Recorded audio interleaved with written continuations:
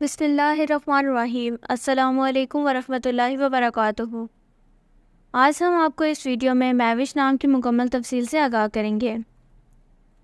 مہوش لفظ کا تعلق کس زبان سے ہے؟ یہ اردو زبان کا لفظ ہے۔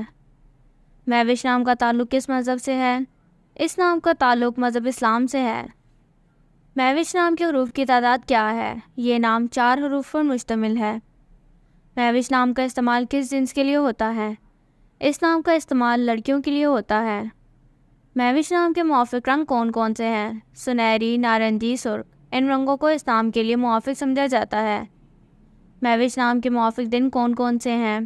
اتوار، منگل، جمعرات۔ ان دنوں کو اس نام کے لیے موافق سمجھا جاتا ہے۔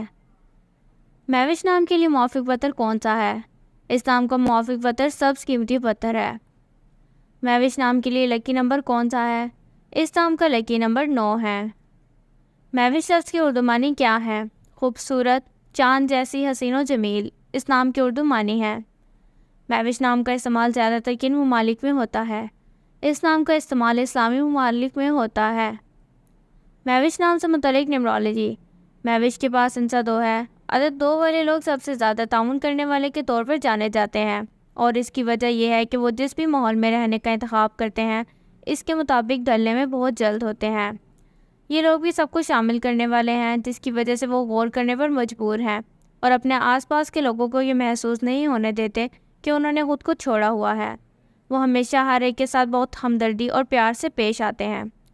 یہ لوگ ہمیشہ ثالثی کرنے والے پہلے ہوتے ہیں جب بھی کوئی سنگین چیز پیش آتی ہے، اور وہ لوگوں کے ساتھ شراکت میں بھی بہت اچھے ہوتے ہیں، جو یقینی طور پر انہیں ایک قسم کا بنا دیتا ہے۔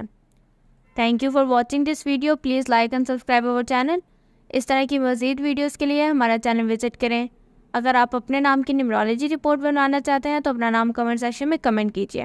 اللہ حافظ۔